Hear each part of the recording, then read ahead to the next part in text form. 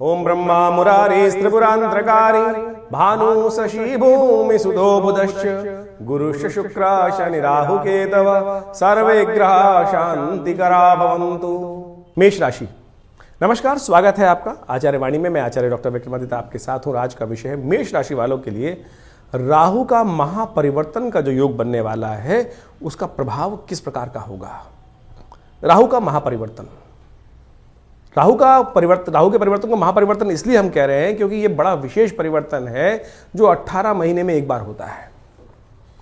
और जब परिवर्तन होता है तो चीजों को आमूलचूल परिवर्तन की तरफ ले जाने के योग बना सकता है। समझने की जरूरत है कहां बैठा है राहु। देखिए, आपकी राशि के अनुसार से हम बात करें, मंगल प्रधान आपकी राशि है और आपकी राशि के अनुसार से इस वक्त ग्रहों की चाल आपके लिए बहुत विचित्र रहने वाली है।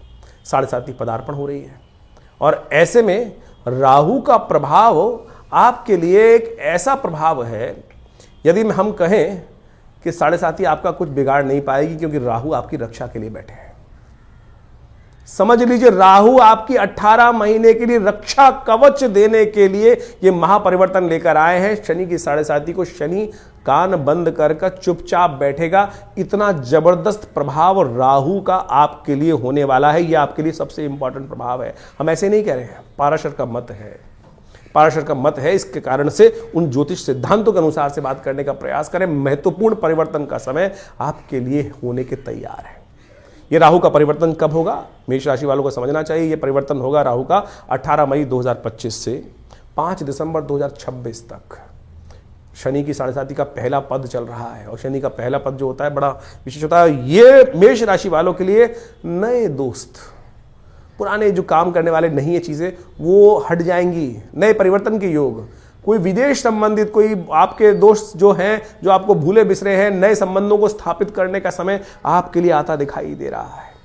जो पिछला साइन गया है, अभी राहु का जो प्रभाव गया है, उसने कई कॉन्फ्लिक्ट्स उदय किए, कई उठापटक आपके जीवन में करने का प्रयास किया। जो चीजें नहीं हो रही थी, लाभ नहीं हो रहे थे, उनमें कार्य करने के पूर्ण योग थे, उसमें फंसाने का प्रयास किया। सारा का सारा मैटर राहु के कारण ही था। वो आमतौर पर झगड़े करा रहा था। जब राहु का यह परिवर्तन हुआ, करीब करीब अक्टूबर 2023 में परिवर्तन हुआ, आपकी राशि के अनुसार से 12वें भाव में गया। मीन राशि का हो गया था राहु। मीन राशि यानी बृहस्पति की राशि का हो गया था। बृहस्पति क्या है, देवतुल्य है। उनको सब चीज सही सही सीधी सी समझ में आती है, परंतु राहु जो है हर चीज उल्टी चलते हैं। उनको उल्टी, बृहस्पति सीधी चाल में चलने का प्रयास करते हैं, हर चीज को सीधी सात्विक रखने का प्रयास करते हैं और वो हर चीज तामसिक रखते हैं, हर चीज जुगाड़ वाली करते हैं, हर चीज सीधी। क्यों क्या है कि वो देवतुल्य है, वो राक्षस है।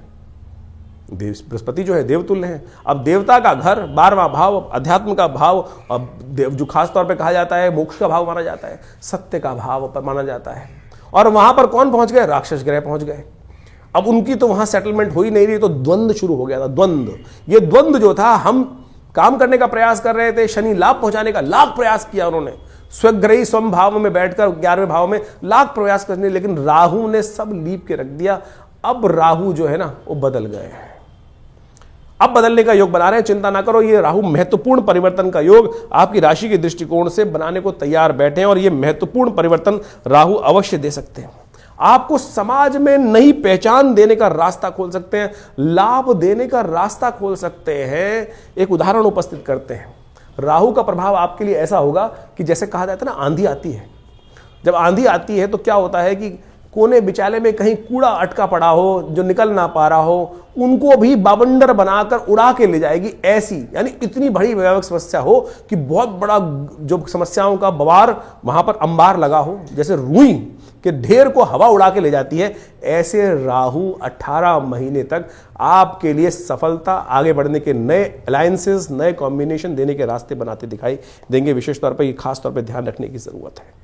और आपकी राशि के अनुसार से थोड़ा ध्यान एक बात में रखने की जरूरत है, संतान को कष्ट पहुंच सकता है। संतान का थोड़ा ध्यान रखने की जरूरत है और खास तौर पर गलत कामों की तरफ ना जाए। अब क्या होता है, सफलता प्राप्त करने के लिए बहुत सारे हम कई बार गलत कर्म। अब क्या, राहु जो है प्रवृत्ति तो उनकी राक्षस वाली ही है, लाभ जो है वो स्थान में चले गए हैं, शनि का भाव है, तो कहीं क्या बात होती है, कहीं ना कहीं गलत कार्यों से हम पैसा कमाने की तरफ चले जाते हैं। गलत कार्यों से ये उस तरफ भी उद्धृत कर सकते हैं। लेकिन एक बात ध्यान रख लीजिए, गलत कामों का गलत नतीजा होता है। सफलता तो दे देंगे सफलता तो दे देंगे लेकिन भोगना यहीं पड़ेगा। इस बात को ध्यान रखने की जरूरत है, क्योंकि 7.5 चल रही है। शास्त्र कहा गया है, शनि महाराज को ध्यान रख लीजिएगा, शनि के घर में है, और शनि की 7.5 मेष राशि वालों के लिए खासतौर पर गलत कर्मों के गलत नतीजे होते हैं, गलत प्रवृत्ति के गलत ही काम होते हैं। आज तक इस संसार में लोगों को लाख देख लो आप, लगता है आपको कि आज उसने गलत काम किया और लाभ ले लिया, लेकिन भैया ध्यान रखना, इस संसार में जो भोगते हैं ना, वो गलत कर्मों को ही भोगते हैं, कष्ट पाते हैं। सुख कर्म कहीं ना कहीं बाद में जाकर आज तड़पा सकता है, लेकिन बाद में नुकसान से बचा देता है, कष्टों से निवृत्ति करने का योग बना देता है। तो इस बात का ध्यान रखने की जरूरत है। आपके लिए बहुत बढ़िया समय है, आपको खासतौर पर महत्वपूर्ण परिवर्तन का समय आने वाला है। राहु किस प्रकार के जिद्दी ग्रह है, ये आपको समझने की जरूरत है। राहु जो है ना, जिद पर अड़ने वाले हैं, और ये जिद आपको लाभ देने की जिद है राहु की। राहु ने सोच लिया था कि मुझे अमृत पान करना है, गर्दन कटवा दी अपनी। शास्त्र में कथा है इस बारे में, आपने सुनी होगी बहुत सारे लोगों ने, लेकिन उस कथा को दोबारा पुनः, अध्यात्म जो है ना, पुनः समझने की आवश्यकता है, बार बार पुनः पुनः समझने की आवश्यकता है। क्योंकि क्या होता है कि हम संसार में रहते रहते हैं, घर में झाड़ू रोज क्यों लगाते हैं? घर में झाड़ू रोज लगाते हैं ना, सफाई झाड़ू पोछा रोज करते हैं, क्यों करते हैं? बर्तन रोज साफ करते हैं, क्यों करते हैं? क्योंकि धूल जो संसार में उड़ रही होती है वो कहीं ना कहीं आके बैठ ही जाती है, उसको चमकते रहने के लिए रगड़ाई की जरूरत है। नित्य प्रति अनुसंधान, शोध, पुनः विवेचना करने की आवश्यकता है। तो हम एक कथा सुनाते हैं जो पुराण में उपस्थित है, कैसे राहु की उत्पत्ति हुई। वो कथा आपको समझाएगी कि क्या राहु है, किस प्रवृत्ति का है, और किस प्रवृत्ति को कैसे आपको लाभ में लेना है। कालगणना के अनुसार से हमारे पुराणों इत्यादियों में बहुत सारी कथाएं इंगित की गई हैं। राहु, जैसा हमने आपको बताया, एक बड़ा हठी ग्रह है। आपको इसकी पुरानी कथा तो समझ में आती होगी, बहुत सारे लोगों को शायद ज्ञान नहीं है, उसके संबंध में समझ लीजिए कि राहु का प्रभाव हठी क्यों है। कहा जाता है संसार के अंदर विशेष तौर पर समय समय पर विभिन्न घटनाएं घटी। एक बार संसार में समस्त कहा जाता है कि देवताओं और दैत्यों ने मिलकर सोचा कि अब संसार में बहुत सारी निधि की समाप्ति हो गई है, बहुत सारे चीज़ें कम हो गई हैं, निधि समाप्त हो गई थी संसार से। महालक्ष्मी जो है वो सागर में विराजमान हो गई थी, और पूरे संसार से ऐश्वर्य, समृद्धि इत्यादि धीरे धीरे क्षय हो गई थी। तो कहा जाता है कि आवश्यकता आविष्कार की जननी है। जिस प्रकार से तो देवताओं ने और दैत्यों ने मिलकर कुछ विचार किया, क्यों ना शोध किया जाए, मंथन किया जाए। तो उन्होंने सागर मंथन करने के लिए सुंदर व्यवस्था बनाई। जब सागर मंथन किया, उसमें से विभिन्न विभिन्न रत्न, 14 रत्न जिनके बारे में कहा जाता है, वो उपस्थित हुए। महालक्ष्मी उपस्थित हुई, चंद्रमा उपस्थित हुए, ऐरावत हाथी उपस्थित हुआ, उच्च श्रवा घोड़ा उपस्थित हुआ, काल जो जहर था वो उपस्थित हुआ, और साथ साथ अमृत भी उपस्थित हुआ। अमृत यानी वो तत्व जो इस संसार में अमरता को प्रदान करते हैं। हम सब मानव हैं, और हम सब की इच्छा क्या होती है, किसी प्रकार भी संसार में मृत्यु लोक में आने के बाद जाए ना, अमृत तत्व तो किसी ना किसी प्रकार से मिल जाए। देवताओं और दैत्यों में भी यही बहस की मुद्दा बना। अमृत तत्व तो निकला जब मंथन से, रिसर्च करोगे तो कुछ ना कुछ, जब मंथन करोगे तो कुछ ना कुछ अमृत निकल के ही आएगा, कुछ ना कुछ लाभ प्राप्त तो होगा ही होगा। जैसे दूध को मथा जाए तो उसमें से मक्खन निकलेगा ही। हर एक की इच्छा होती है मक्खन को किसी प्रकार से उपयोग किया जाए, लेकिन जो ग्वाला होता है उसको निकाल कर बेच देता है, पैसा कमा लेता है उससे। उसी प्रकार से जब अमृत निकल कर आया तो अब देवताओं ने और दैत्यों में छीना झपटी शुरू हुई, और उस अमृत को प्राप्त करने के लिए कहा जाता है कि भगवान ने जब छुपा के बहुत दिन रखा गया, उसके बाद भी वो समाप्त नहीं हुआ द्वेष आपस में, तो भगवान नारायण उपस्थित होते हैं बीच में, और भगवान नारायण ने उपस्थित होकर सबको समझाया, देखो मैं बांटता हूँ, सबको इसको बांटने का प्रयास, सुंदर रूप से व्यवस्था बनाई, और मोहनी रूप भगवान ने धरा और कहा। भगवान अब सोचे कि बहुत सारे लोग भ्रांति उत्पन्न कर सकते हैं कि मोहिनी रूप धर के तो एक तरह से छल किया गया है। देखिए एक बात समझ लें, जिस बात को प्रतिपादित करना चाहिए, छल नहीं था, सत्य था। इसलिए था कि दैत्यों को अगर आप दे देते, गलत व्यक्ति के हाथ में अगर पावर दे दोगे, इस वक्त विश्व की सबसे बड़ी जो मिसाइलें हैं किसी गलत व्यक्ति के हाथ में आ जाएं, तो वो क्या करेगा, विश्व को डरा धमका कर सब कुछ अपना वर्चस्व स्थापित कर लेगा। तो भगवान नारायण ने जो सुंदर व्यवस्था बनाई कि अमृत तत्व का उपयोग दैत्य किस प्रकार से करेंगे, देवता किस प्रकार से करेंगे, वो पहले से ही अच्छे से समझते थे। तो उन्होंने सुंदर व्यवस्था को बनाने का प्रयास किया कि दैत्यों को किसी प्रकार भी अमृत नहीं मिलना चाहिए। उन्होंने देवताओं को और दैत्यों को अलग अलग पंक्ति में बिठाया, और कहा जाता है कि जैसे ही वो अमृत तत्व उनको पिलाते थे, और देवताओं को अमृत पिलाते चले जा रहे थे, और जब अपनी माया से वशीभूत करके दैत्यों को सुरा यानी कुछ साधारण जल जो था वो पिलाते चले जा रहे थे। सबको लग रहा था कि अमृत तत्व प्राप्त हो रहा है, लेकिन भगवान का जो स्वरूप था मोहिनी अवतार में सारे संसार को मोहित कर कर इस प्रकार की व्यवस्था बना ली थी। कहा जाता है एक राक्षस था, शास्त्र में उसकी अनेक अनेक कथाएं हैं, लेकिन हमने जितना अध्ययन किया, स्वर्ण नाम का एक राक्षस था। स्वर्ण नाम का एक राक्षस था, उसने इस छल को देख लिया, पहचान गया भगवान को कि भगवान क्या कर रहे हैं कि देवताओं को अमृत पिला रहे हैं और जो दानव हैं, दैत्य हैं, उनको अमृत की जगह कुछ और पिलाया जा रहा है और समझ में किसी को आ नहीं रहा है। तो वो चुपचाप उस पंक्ति से, दैत्यों वाली पंक्ति से निकलकर, कहा जाता है कि देवताओं की पंक्ति में स्वर्ण नाम का राक्षस जो था, दैत्य था, और कहा जाता है वो उत्पन्न ऋषि कश्यप से हुआ था और सिंहिका नाम की उसकी माता थी, और वो वहां कश्यप गोत्र है उसका, जो राहु है उसका कश्यप गोत्र माना जाता है। कहा जाता है कि वो वहां जाके देवताओं की पंक्ति में बैठ गया, और जैसे ही वो बैठा जाकर और भगवान पिलाते पिलाते उसकी बारी आ रही थी, ये छल जो था, ये सांप जो किया इसने, जो स्वर्ण नाम के राक्षस ने देवताओं की पंक्ति में आके बैठने का, ये पहचान लिया किसने? सूर्य ने और चंद्रमा ने। सूर्य और चंद्रमा ने ये सूचना देवराज इंद्र को दी, और देवराज इंद्र ने ये सूचना जैसे ही भगवान को दी कि भगवान आप जिसको अमृत पिलाने जा रहे हैं वो देवता नहीं, राक्षस है, दानव है, स्वर्ण नाम का राक्षस है। तो भगवान ने जैसे ही पान करवा रहे थे भगवान उस देवता स्वरूप में बैठे हुए उस राक्षस को, स्वर्ण को, तो उसने जैसे ही पान किया तो भगवान ने जैसे ही उसको मुंह में जा चुका था उसके अमृत जो था, भगवान ने चक्रधारी भगवान ने चक्र चलाकर उसकी गर्दन काट दी। जो मुख था वो राहु बन गया और जो अधोभाग था वो केतु के रूप में उपस्थित हो गया। तो समझे ये स्वभाव कैसा है। अब यहां राहु की उत्पत्ति हो जाती, ये है राहु। राहु की हठता थी, अमृत का पान कर चुका था तो इसलिए अमर हो गया। हमेशा बहुत सारे लोग राहु को मानते नहीं है कि ग्रह है। अरे भाई, वो वास्तविक छाया नहीं, वास्तविक सत्य है, हठी है। आपकी राशि में जिस प्रकार का प्रभाव उत्पन्न करेगा आपको समझना चाहिए। ये पुरानी कथाओं को आदि भौतिक आदि दैविक रूप से यदि आप उसको सत्य को समझ लें तो जीवन में उस वास्तविकता को क्या प्रभाव उसका होगा, यहीं से प्रभाव निकल कर आएगा। वो राहु का जो प्रभाव है छल रूप से करके, यानी क्या छला उसने?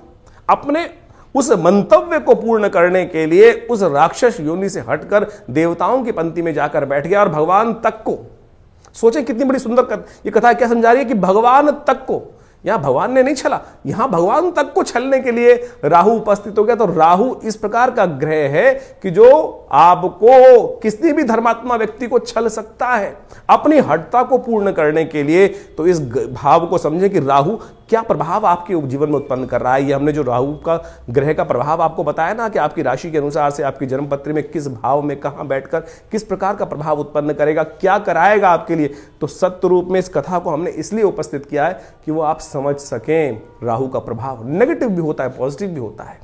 हर व्यक्ति के अनुसार से ऐसा नहीं है कि नेगेटिव ही होगा।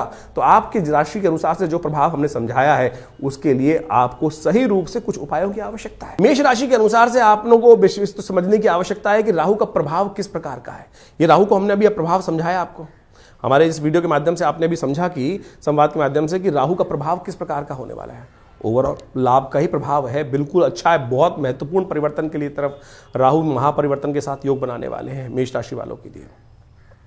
लेकिन हमने आपको यह भी समझाया कि ये प्रवृत्ति अगर नेगेटिव हो गई तो कष्ट में फंसा सकती है। राहु को शक्ति की आवश्यकता है। राहु को शक्ति थोड़े देने का प्रयास कीजिए। एक काम करें, एक तो राहु का मंत्र ओम भ्रांग भ्रीं भ्रौं स राहवे नमः। आपने जूते पहने हुए कुछ भी, कोई दिक्कत नहीं है। शाम का समय, राहु का समय होता है शाम का। राहु का दिन का समय नहीं होता। हर Sunday, Monday, Tuesday, Wednesday, Thursday, Friday, Saturday, इस प्रकार से हर दिन के, हर ग्रह के दिन है, लेकिन राहु का कोई दिन नहीं है। राहु का समय जो है वो, बहुत सारे लोग राहु काल को राहु का समय जोड़ देते हैं। वो मुहूर्त के अनुसार से, वो तो हर रोज परिवर्तन की तरफ जाता है। राहु का समय है सूर्यास्त के बाद, अंधेरा होने से पहले। तो उस समय में कोशिश करें राहु के मंत्र का जप करने, ओम भ्रांग भ्रीं भ्रौं स राहवे नमः, या हो सके तो ओम नमः शिवाय का स्तवन कर लें। राहु का सबसे श्रेष्ठ उपाय जो हो सकता है शिव की आराधना ही हो सकता है, क्योंकि वो प्रदोष काल, जब राहु का जो समय है वो प्रदोष काल ही है और समस्त दोषों से रहित होकर ऐसे में यदि शिव का ध्यान कर लिया जाए तो उससे बढ़िया कोई उपाय हो नहीं सकता है। तो भगवान शंकर का जहाँ काले रंग का शिवलिंग, नर्मदेश्वर शिवलिंग या काले पत्थर का शिवलिंग हो, वहाँ जाकर उस समय में बिल्वपत्र भगवान पर अर्पित करें, तेल के द्वारा भगवान का अभिषेक करें, तो शत्रुओं का संहार भी करेगा ये उपाय, और साथ साथ आपके लिए आगे विजय देने की जबरदस्त योग बनाता दिखाई देगा। ऐसे में आपको एक उपाय हम बता रहे हैं, वो अवश्य करने का प्रयास कीजिएगा। कभी कभी शाम के समय, रविवार के दिन शाम को एक उपाय कर लिया कीजिए। आपको रांग सिक्का मिल जाएगा, लेड जिसको बोला जाता है सिक्का, उस सिक्के को लेकर, जो पुराने जमाने में पाइप को जोड़ने के काम आता था, थोड़ा सा सिक्का या कोयला लेकर शाम के समय चलते पानी में उसको प्रवाहित कर दिया करें। या कभी एक काम करें, पूजा वाले नारियल मिल जाएंगे, पूजा वाले नारियलों को अपने सिर पर से वार कर जब चलते पानी में उसको प्रवाहित कर दिया करें। और एक काम और करें, ब्राह्मणों की सेवा करने का प्रयास करें, गुरुजन का आशीर्वाद लेने का प्रयास करें। आपकी राशि के दृष्टिकोण से सबसे श्रेष्ठ उपाय है, इस समय जितना ज्ञानी जनों को साथ लेने का प्रयास करेंगे, ज्ञान के अनुसार से कार्य करने का, गुरुजन का सेवा करने का प्रयास करें। गुरुजन का मतलब केवल ब्राह्मण, तो ब्राह्मण यानी ब्रह्म को जानने वाला, सत्य को जानने वाला जो गुरुजन है, उनकी सेवा करने का प्रयास करें, सेवा भाव से करने का प्रयास करें, यानी उनसे ज्ञान लेने का प्रयास करें। ये सबसे जरूरी उपाय है। इसके अलावा शास्त्रों उपाय अलग अलग बताए गए हैं, तो उनके द्वारा आप बहुत अच्छे से लाभ ले सकते हैं। ये सब समय आपके लिए बहुत जबरदस्त शुरू हो रहा है। राहु का महापरिवर्तन हमें दिखाई देता है, आपके लिए बड़ा कल्याणकारी रहेगा। राहु ग्रह को ठीक करने के लिए शास्त्र में अनेक अनेक उपाय बताए गए हैं। राहु भ्रमकारक ग्रह है, राहु वास्तव में मिथ्यात्मक ग्रह है, राहु बड़ा महत्वाकांक्षी है, और इन सब का प्रभाव राहु पर जब पड़ता है तो उसके लिए ठीक करने के लिए देखिए, सकल पदार्थ हैं जगमाही, कर्महीन पुरुष पावत नाहीं, ये तुलसी बाबा ने बहुत सोच समझ के एक बात लाइन लिखी है। और उन सब उपायों को किस प्रकार से ठीक रूप से किया जाए, अब आपकी राशि के अनुसार से आपने राहु का पूरा प्रभाव समझा, कुछ विशेष उपाय भी किए, लेकिन कुछ जनरल उपाय भी हैं शास्त्र के अनुसार से। कुछ जनरल उपाय इतने बढ़िया रूप से हैं कि यदि राहु ग्रह के दुष्प्रभाव को ठीक करने के लिए, अब क्या है कि जैसे दवाइयां होती है, वो एक ही दवाई तो है नहीं कि एक ही दवाई को खाएंगे ठीक कर लेंगे। अब हर भ्रांति के व्यक्ति को ठीक करने के लिए 5 उंगलियां बराबर नहीं है, अरबों लोग हैं, और अरबों लोगों के हिसाब से अनेक अनेक उपाय। किसकी भ्रांति, किसी की दीक्षा, किसी का मंत्र में इच्छा ना हो तो राहु का उपाय कैसे करेगा, किसी की किसी और चीज में इच्छा ना हो तो वो कैसे राहु का उपाय ठीक करेगा। तो हम अनेक उपाय आपके समक्ष उपस्थित कर रहे हैं। देखिए, वैसे तो सबसे श्रेष्ठ जो है वो जो उपाय है राहु के, वो तो मंत्र, दान और साथ में औषधि विज्ञान के अनुसार से जो उपाय बनते हैं वही बनाने चाहिए। 3 तरह के उपाय शास्त्र में सुंदर रूप से प्रमाणित जो बताए गए हैं, 3 कैटेगरी के उपाय, वो है सबसे पहला मंत्र, फिर दान, और उसके बाद औषधि। प्रकृति से जो औषधि उत्पन्न होती हैं वो सब राहु के नेगेटिव प्रभाव को ठीक करने के लिए बहुत अद्भुत कार्य करती हैं। उन सबको सही समय पर सही रूप से कर लिया जाए तो बहुत अच्छे से लाभ मिलता है। सबसे पहले तो यह समझने का प्रयास करना चाहिए कि राहु हमारी कुंडली में नेगेटिव प्रभाव कर रहा है या हमारी कुंडली में पॉजिटिव प्रभाव कर रहा है। एक बात सीधी तरह से हम आपको सिद्धांतिक तौर पर समझा देते हैं। राहु का संबंध बिल्लियों के साथ होता है।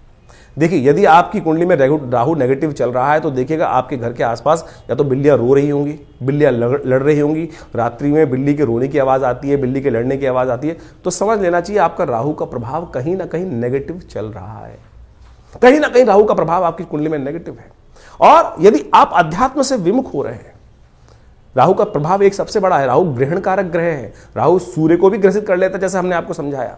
नैसर्गिक दृष्टिकोण से सबसे ताकतवर ग्रह माना जाता है राहु ग्रह। कोई उसके आगे चलता नहीं है किसी का बस।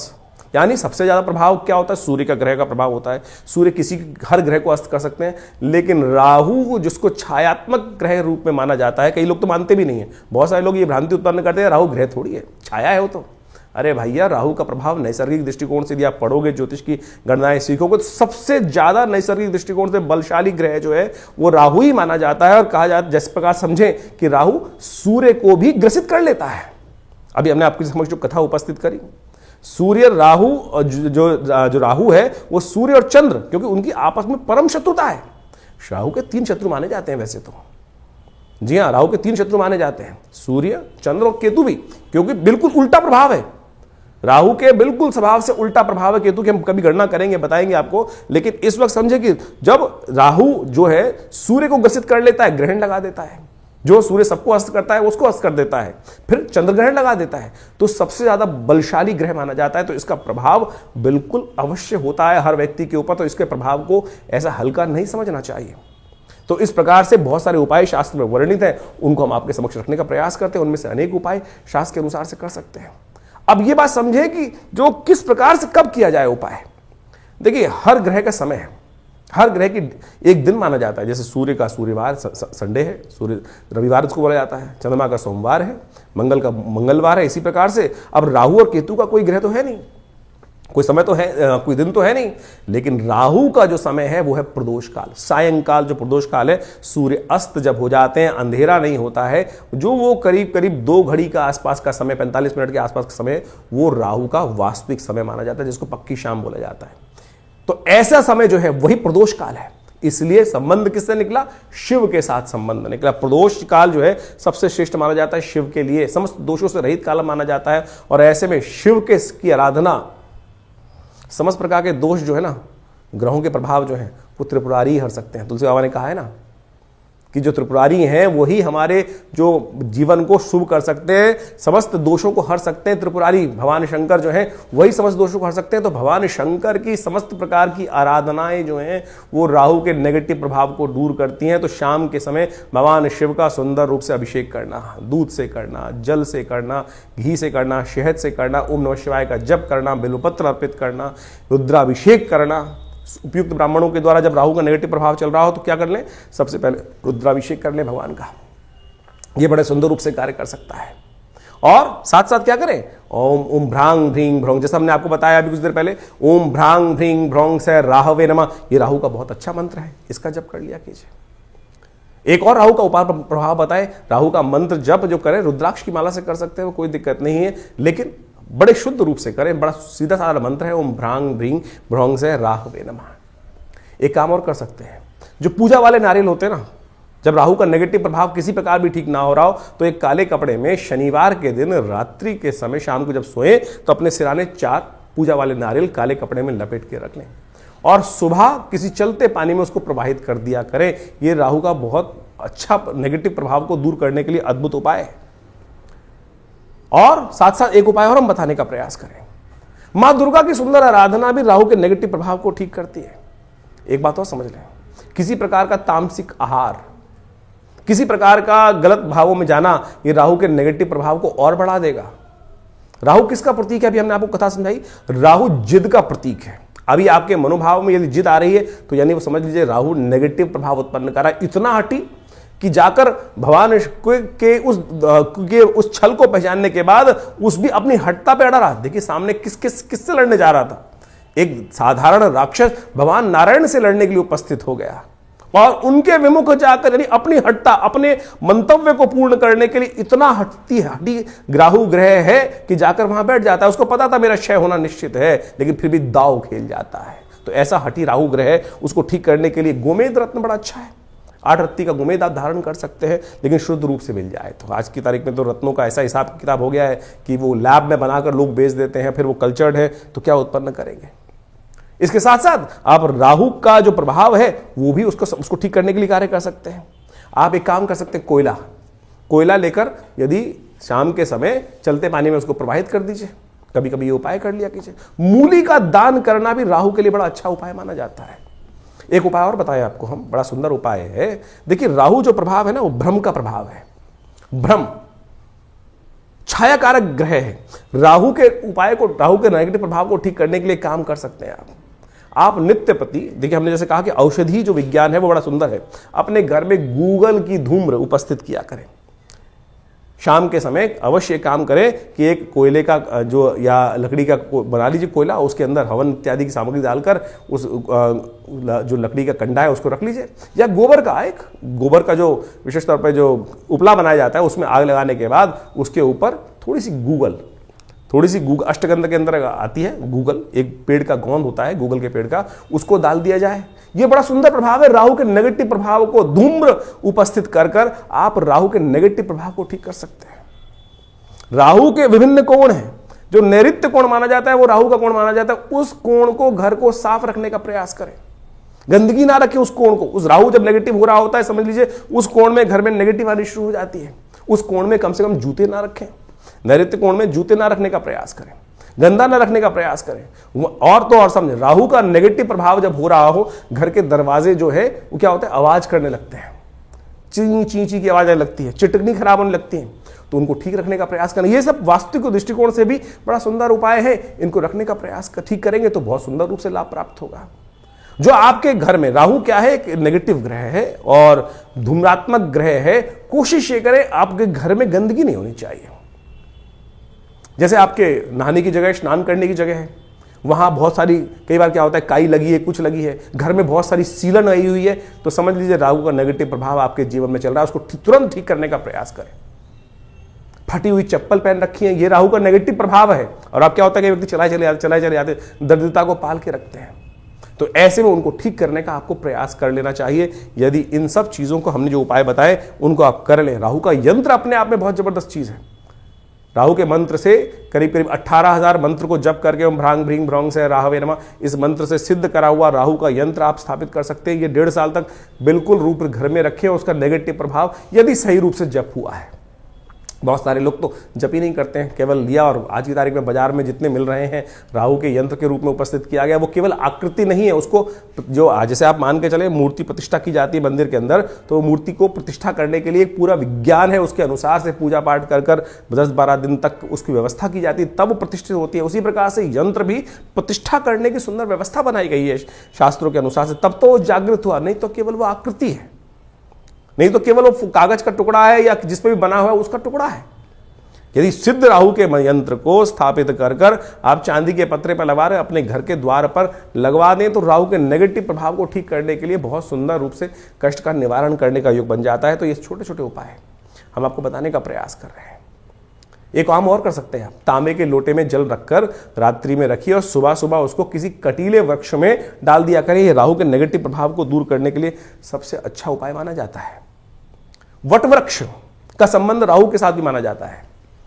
वृक्षारोपण, किसी देवस्थल पर जाकर आपके द्वारा कोई वट वृक्ष लगाएं और घर के नैऋत्य कोण की तरफ लगाने का प्रयास करें। घर के नैऋत्य कोण की तरफ यदि आप कोई ऐसा बड़ा विशाल वृक्ष लगाकर दूर, घर से दूर, पार्क इत्यादि में नैऋत्य कोण की तरफ चलते हुए लगाएं और उसको नित्य प्रति पोषित करें, तो ये राहु के नेगेटिव प्रभाव को ठीक करने के लिए बहुत अच्छा उपाय कर सकता है। सीधे साधे उपाय जो हमने आपके समक्ष उपस्थित किए हैं, ये करेंगे तो बहुत अच्छा रहेगा। सबसे बढ़िया श्रेष्ठ उपाय भगवान शिव की आराधना, तिलोदक, तिल के जल से तिल मिलाकर उसके द्वारा भगवान का सुंदर अभिषेक, भस्म के द्वारा भगवान का अभिषेक करना, ये समस्त चीजों से राहु का नेगेटिव प्रभाव, देखिए इतने उपाय हमने आपको बताए, इनको समझ लीजिए, करेंगे तो बहुत सुंदर रूप से आपके नेगेटिव प्रभाव को ठीक करने के लिए राहु अद्भुत रूप से आपकी सहायता ही करेंगे, लाभ ही देंगे। तो ये आपने राहु का जो प्रभाव है आपकी राशि के अनुसार से समझा, लेकिन जन्मपत्री तो है, पूरे बहुत सारे ग्रहों का योगा योग का प्रभाव है, वो उसको समझना चाहिए।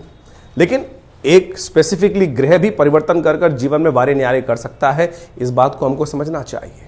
जन्मपत्री जो है बहुत ही वृहद वर्णन है ज्योतिष का, और उनमें अनेक योग आपकी जन्मपत्री में बने होते हैं, और जिनको विभिन्न शास्त्रों में पाराशर, जैमिन इत्यादि विभिन्न ऋषियों ने, विभिन्न संतों ने समय समय पर ज्योतिष के जो प्रकांड पंडित थे उन्होंने उपस्थित किया है। और उन सब ग्रहों की स्थिति को समझकर, यदि उन ग्रहों की स्थिति को समझें और उनका प्रभाव समझें और उसका प्रभाव हमारे पर किस प्रकार का होने वाला है, हम जिस वक्त जन्म लिए हैं, हमारे जन्मपत्री में जो ग्रहों का प्रभाव है वो किस प्रकार का है, यदि उसको सही समय पर समझ लिया जाए तो आने वाले समय को सही से समझकर जीवन के बहुत सारे कष्टों को दूर कर सकते हैं। कई बार क्या होता है कि जब भाग्य में बहुत कुछ कष्ट लिखा होता है तो हम सही जगह पहुंच नहीं पाते हैं। इसलिए भाग्य को, ज्योतिष विज्ञान जो है, ज्योतिष को विज्ञान कहा जाता है, ज्योतिष को शास्त्रों में जो विज्ञान की बात की गई है, देखिए सोचें कि आज नासा की जो गणनाएं हैं वही हमारे ज्योतिष शास्त्र की गणनाओं को बिल्कुल मैच करती हैं। चाहे वो ग्रहण का प्रभाव हो, चाहे वो ग्रहों की दूरी हो, चाहे वो ग्रहों की गति हो, चाहे वो ग्रहों का जिस प्रकार से अस्त होना, दिखाई देना, किस प्रकार का योगा योग बनना है, कब, आज नहीं 100 साल बाद का भी गणना ज्योतिष शास्त्र के अनुसार से बताई जा सकती है, और वो बिल्कुल एग्जैक्टली मॉडर्न एस्ट्रोनॉमी के पॉइंट ऑफ व्यू से बिल्कुल एग्जैक्ट बैठती हैं। तो आप इस बात को सत्य रूप में समझ लें कि ज्योतिष के प्रकांड पंडित जिन्होंने इस संपूर्ण ज्योतिष विज्ञान की संरचना अनादिकाल से करी, अनादिकाल से, कोई इसको गणना की जाए कि 100 साल, 500 साल पहले, 1000 साल पहले या 2000 साल पहले, नहीं, अनादिकाल से। भारत के अंदर वेद विज्ञान के अनुसार से जो सृष्टि संवत लिखा गया वो करोड़ों में है, और उसके अनुसार समझ सकते हैं कि हमारी काल गणना बिल्कुल एग्जैक्ट कहाँ से रही। हम विकसित थे, विकसितता की तरफ चलते चले जा रहे हैं, और ज्योतिष की महत्ता इसी बात से प्रपूरित हो जाती है कि ज्योतिष की जो गणनाएं हैं वो बिल्कुल आज मॉडर्न साइंस के अनुसार से एग्जैक्ट बैठती हैं। तो इस बात को हमें ज्योतिष विज्ञान को समझना चाहिए और ग्रहों की गणना के अनुसार से चीज़ों को समझते हुए कार्य कर लेते हैं। बहुत सारे लोग विडंबनाएं मन में उत्पन्न कर सकते हैं कि सब बकवास है, कुछ नहीं है, क्या नहीं है। ऐसे तो मॉडर्न जो हेल्थ पॉइंट ऑफ व्यू से जो मॉडर्न विज्ञान है उसके अनुसार भी बहुत सारी चीज़ जंजाल बन जाती हैं। और लेकिन जब भाग्य होता है तो सही दिशा सही डॉक्टर पे व्यक्ति पहुंच जाता है और उसके द्वारा बताए गए निदान को प्राप्त कर कर आरोग्यता प्राप्त कर लेता है। वही ज्योतिष विज्ञान है कि सही समय पर हमें सही समय की चाल समझ में आ जाए और उसका प्रभाव हमारे जीवन पे किस प्रकार का प्रभाव होने वाला है वो समझ में आ जाए तो हम जीवन के वारे कष्टों को दूर कर सकते हैं, वारे न्यारे कर सकते हैं। तो इसलिए अपनी जोरम पत्री को समय समय पर दिखाते रहना चाहिए।